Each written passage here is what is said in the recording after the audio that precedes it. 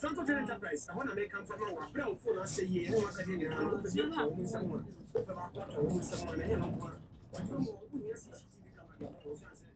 Okay, we're waiting for Ralph here. Do you want to mute your microphone, please, so we can continue on here? Uh, Solomon, you got to mute your mic. I cannot mute it. There we go. Good. Okay. Hello, everyone. I texted Ralph to see if he said kindly proceed. So we'll proceed where we left off. So welcome back.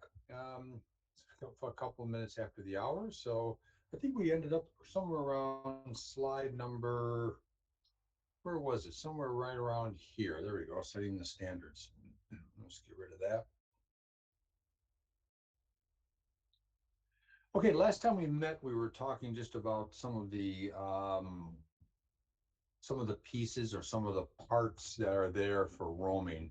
We talked about things like just what is roaming overview, just an overview of what roaming is, where it's one network allows someone from the two networks signed agreements so they can provide subscribers to each one of their networks. So I can get on a plane and fly to Ghana and use, let's say, MTN or whatever network that we happen to be using over there. So anyway, that's the two different views are an outbound roamer.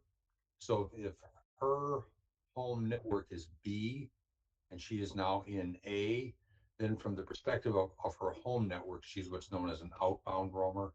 And from the perspective of where she's at, the visited network, she's an inbound roamer. Now, the other thing that's about roaming, remember, is that when you use a network, when she uses the facilities of this network, of Network A will charge Network B for that. Now, again, like we said last week, she doesn't get a different bill for that. It's all comes in her same bill, but there is a charge for that. But likewise, if roamers from Network A use Network B then charges A. So there's this kind of this mutual agreement between these networks. So the billing occurs also between these. We talked about that last time.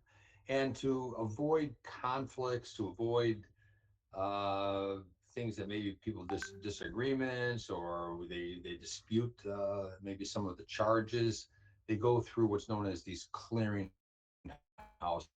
They're data clearing houses or financial clearing houses.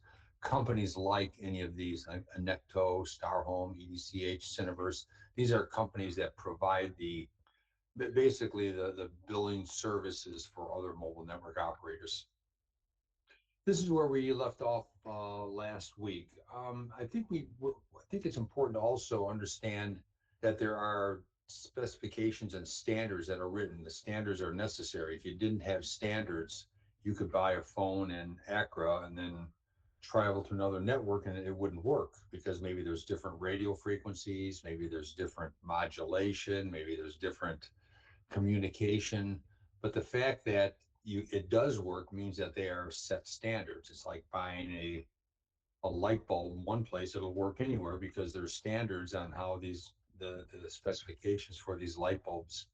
So the kind of the top line of the standards is the International Telecom Union. As far as for telecommunications, it's the ITU.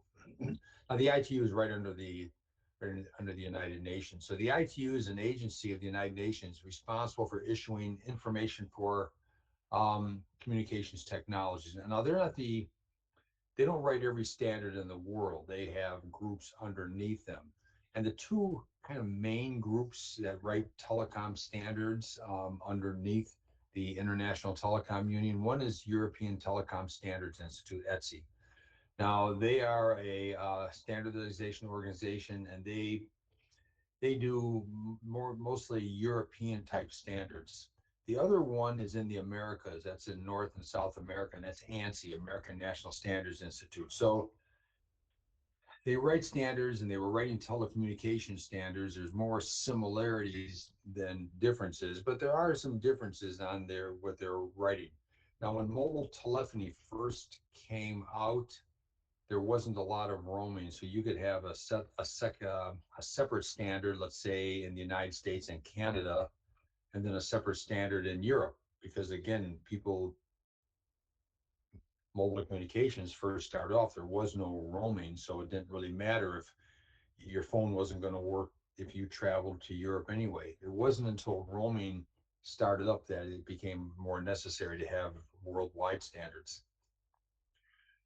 Two of the standards today, ETSI and ANSI, are not really the standard bearers today. The standard bearers today is a group called 3GPP, Third Generation Partnership Project. Now, third generation, even though we're currently on, there's a fourth generation and a fifth generation, this was a group of standards organizations that they formed their own organization back in right around the turn of the century, right around late 1998, 1999. And there was new standards coming out for mobile telecommunication. There was a standard that was being written that was being used primarily, not exclusively, but primarily in North America. And that was the ANSI, American National Standards Institute, was standards. There was always a standard in Europe that was kind of a competing standard for mobile telephony, and that was called GSM. Well, these two groups each formed their own organization. The European group, they formed what's known as Third Generation Partnership Project, 3GPP. And the Americas group formed 3GPP, excuse me, with the number two. It was just there was 3GPP and 3GPP2. Now, we'll talk more about this when we look at the generations, but over time, the world went to the European standards, which was 3GPP. So the world everywhere, Middle East, Africa, certainly in the Far East and most of South America, everywhere except really in kind of in the Americas went on 3GPP standards. So today, 3GPP doesn't exist. There is no more. Today, mobile telephony, the standards and the specifications for mobile telephony are written by this group, and they've got thousands, literally thousands of documents and specifications. You go out to their website, www.3gpp.org, and you can download any one of their standards. TIA is kind of a local group. I just wanted to bring it up here. It's kind of a group under ANSI. Again, just kind of more of a local type of group. This is a group down here, the Internet Engineering Task Force, the IETF. They were always kind of data centric. So they would write the protocols, or they were responsible for protocols like IP and TCP and UDP and all of the internet, HTTP, all those internet and data type of protocols. And telephones was really up here in European telecom standards or 3GPP. But that distinction got blurred because today your mobile phone is used for data. So the standards written by the Internet Engineering Task Force have a lot of use up here in 3GPP. So what started off as a kind of a computer data centric organization today is very much used for a lot of the standards that are used today in telephony come out of the Internet Engineering Task Force. This is just an open international community of, like it shows, network designers, operators, vendors, researchers. There's anyone can join there, anyone can write standards. They have to go through their approval process to see if it's really a viable standard, but it's open to really to anyone. These are just some smaller ones. This is a U.S. one, CIA. No, I'm not even familiar with that. This is the GSM Association. The GSM Association is made up of network operators. It's also made up of what are known as virtual operators. It's also made up of industry vendors and telecommunications. Really, if you're involved in mobile telephony today, your company almost has to be a member of the GSMA, the GSM Association. They don't write they don't write standards and specifications per se, but they wield a lot of influence. In other words, they're powerful enough since they represent all of the network operators and all the vendors. They wield a lot of pull in the industry. They also write recommendations for security. As we're going to learn later, these protocols that telecommunications uses today are not secure protocols. These are protocols that were written, some cases 25, 30 years ago, where security was not a concern. Um, Oftentimes, some of these protocols were written for one use and they have another use today. But today, with mobile telecommunications, with roaming and information that has to go back and forth between these networks, you need security. So they're very much on the forefront of security and writing the recommendations for how these different protocols can be made secure. IEEE is a more of a professional organization. They also entered the mobile telephony market in something called WiMAX. WiMAX is worldwide interoperability for microwave access. Back again at the, well, back in the 1990s or late 1990s, early 2000s, the US, the ANSI, the American National Standards Institute, they were trying to become the dominant standard for mobile telecommunications. The Europeans were doing the same thing. They were trying to become the standard for telecommunications. And then the IEEE also introduced a different type of standard called WiMAX.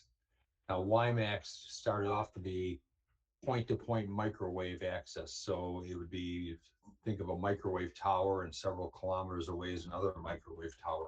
And that's used for long distance telephone calls. So rather than laying cable or using satellites, which has a lot of delay, they would beam these microwaves. So that was a point to point microwave. Well, they developed WiMAX to also be point to multi-point for rural areas that, let's say, wanted internet, high-speed internet access. So now you had a WiMAX tower, and then that tower would radiate, and then people in that area again could have access. Again, designed for remote areas. Well, they upgraded that again to what's known as mobile WiMAX. So now you could use it as mobile telephony. It stayed around for a few years, but never really went anywhere. So that's the IEEE. They really don't write a lot of telecommunication standards. Now, in the world of mobile telephony, there are what are known as mobile network operators. In Ghana, the three primary mobile network operators are Telecel, which I think used to be Vodafone, Airtel. This is called AT today. Used to be called Airtel's something. Anyway, that's another one. MTN is probably the predominant one. So you have a choice. You can go to any one of these providers and get your service. Those are known as MNOs, or mobile network operators. Now, the thing about the mobile network operator, they are responsible for everything end to end. So you can get your handset from them. They're responsible for putting your identity on that SIM, that subscriber identity module card. They're also responsible for going to the government agency and getting the license so they can operate at a certain frequency, let's say in the 800 megahertz or the 900 megahertz range, whatever that frequency is. So they own the radio license. They might have paid for it, but they do own that radio license. They also own all these cell towers. So they have to geographically put these cell towers there, and they're always doing tests to see if they can tweak those cell towers for maximum coverage. They own the switching equipment and all of the databases and the registers and what's known as the core network. So they have the core network also. They also generally have signaling networks. These signaling networks can be used for roaming, so they can one network can communicate with the home network for purposes of roaming. They're also responsible for any of the agreements for interconnection, any of the roaming agreements. They have to go out and sign roaming agreements with these other companies that they're going to deal with. So someone from MTN Ghana has to, or MTN would have to go to these other mobile operators throughout the world and sign roaming agreements. Hey, if one of our one of our customers flies to the United States, then they would sign a roaming agreement, let's say with AT&T or with Verizon or with T-Mobile.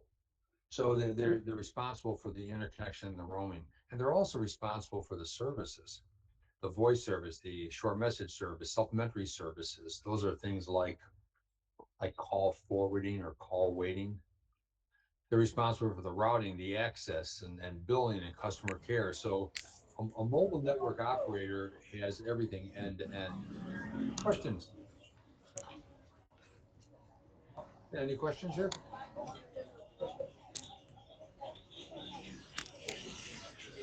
Okay. Yeah, if you don't have a question, you can mute your mic. I can't mute it.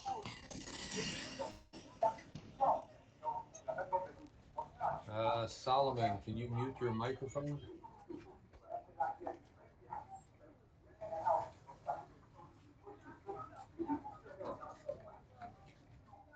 Solomon, can you mute your mic?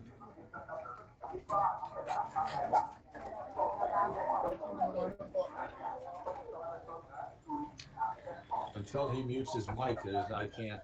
We can't go on.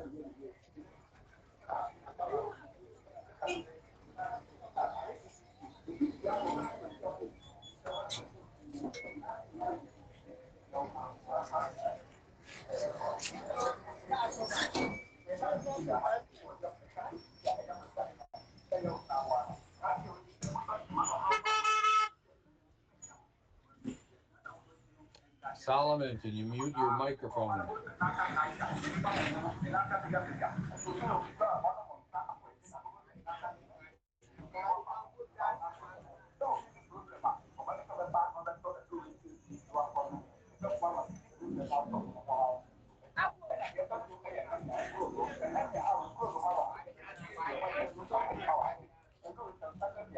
Yeah, if someone could please tell Solomon to mute his microphone. We cannot continue with his microphone on. If I could mute it, I would, but I can't mute it.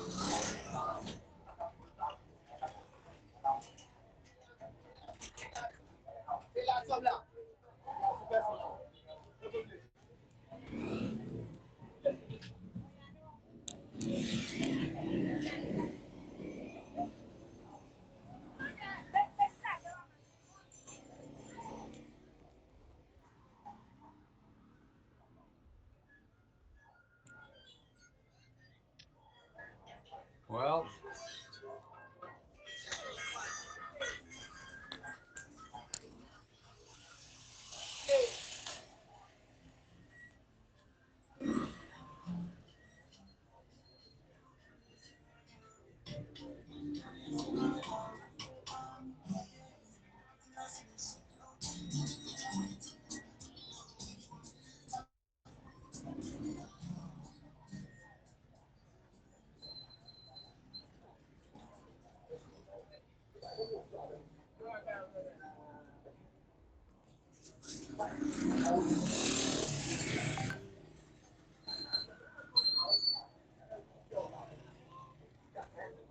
okay, well, I apologize.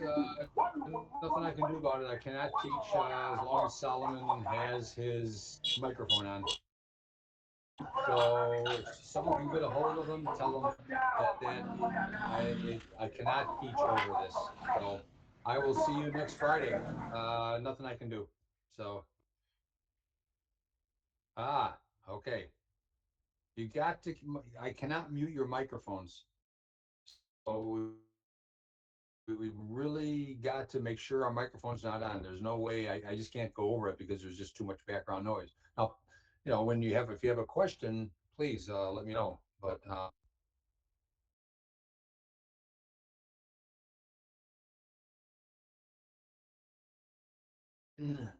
in Ghana, there are three of them. There's MTN, there's Telecel, and there's Airtel TIGO, and I think it's just called AT. And there, remember, a mobile network operator is responsible for everything, not only the equipment, the radio license, the core network equipment, all the registers, the database, the switching equipment, and plus everything else, the signaling network to communicate not only internally, but to communicate with other networks, any roaming agreements with other networks, and then all of these types of services. So a mobile network operator has to be prepared for all of these types of things. Now, in the world, and there's mobile network operators all over the place. There's probably maybe three, two, three, 400. I don't know exactly how many there are in the world. The primary ones, like I said, for you is going to be Telecel, and MTN is the large one throughout all of Africa, and there's other places also. Some of the larger ones in South America, in the United States, it's T-Mobile, Verizon, and AT&T. Canada, Bell Mobility, Rogers, and again, these are just I couldn't list all of them, but these are just some of the mobile network operators throughout the world. The largest ones in the world are here. So you can see that China and India, it kind of goes back and forth. China, India, China, India. Now, the source of this is telegeography. How accurate this is, I don't know. But I would say that the top ones in the world are definitely going to be where the most people are: China, India, and Indonesia. And then there's several in the United States. Those are the three main operators in the United States would be T-Mobile, Verizon, and AT&T, and T, and then back to Indonesia again. So again, these are, again, according to this source, these are the largest mobile network operators in the world. Now, there's also such a thing as a mobile virtual network operator. Now, I do have to make this disclaimer here. They're virtually non-existent in Ghana, but they do exist in a lot of other places in the world. A mobile virtual network operator only has a part of that total network operation.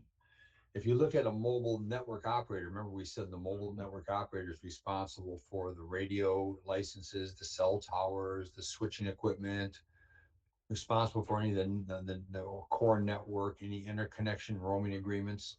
But you have other mobile network operators that buy access from the mobile network operator and then they resell it. They resell it as a virtual operator. Very, very common in Europe, very common in the United States. There's many, many mobile virtual network operators in the United States. And these, I listed some of them here. Blueface, Leica, Tesco, Virgin Mobile. Well, these are companies now from the customer's perspective. If you have one of these mobile companies, you can advertise, hey, I can provide worldwide coverage because they themselves don't own the entire equipment. They lease or they rent out the capacity from a mobile network operator. So they only have a piece or a part of that. So there are different types of mobile virtual network operators in the world. So if you look at the top here, this is what a mobile network operator, and these are just kind of the highlights of what a mobile network operator would own. They would be responsible for the radio. They'd be responsible for the core network with the switching equipment and the databases. They'd be responsible for any applications or billing. They're also responsible for customer service and the marketing and sales. So that's a full mobile network operator. But a mobile virtual network operator might have everything on their own. They might have all of the stuff. The only thing they don't have is the radio license. The radio license always belongs to the network operator. Virtual operators don't own the radio license. Some virtual they call them thick. They might have maybe parts of this. A light MVNO might lease out the capacity from the core network from the incumbent mobile network operator. And some of these are like what they call a skinny mobile virtual network operator. They only sell it. That would be like one of you just, okay, I'm going to only sell my services. I'm going to sell the services, but I will lease, or I will get the rest of these services that I need, like customer service, billing, applications. I'll have the mobile network operator do that, and I can just sell my own phones out there. So I guess the question is, what we will end here is, these are the top NVNOs, and yeah, why don't we just kind of end it here? These are the top virtual operators in the world. But next, when we talk next week, let's find out, why would a mobile network operator lease capacity to a virtual operator, and the virtual operator can sell at a cheaper cost? Why doesn't the network operator just not sell that capacity, not sell that excess capacity to a virtual operator? Why would they even do that in the first place? So we'll look at some of those reasons. So let's end it right here. I'll put my start here, right here. So we'll know where we're going to start next Friday. Next Friday is July the 3rd.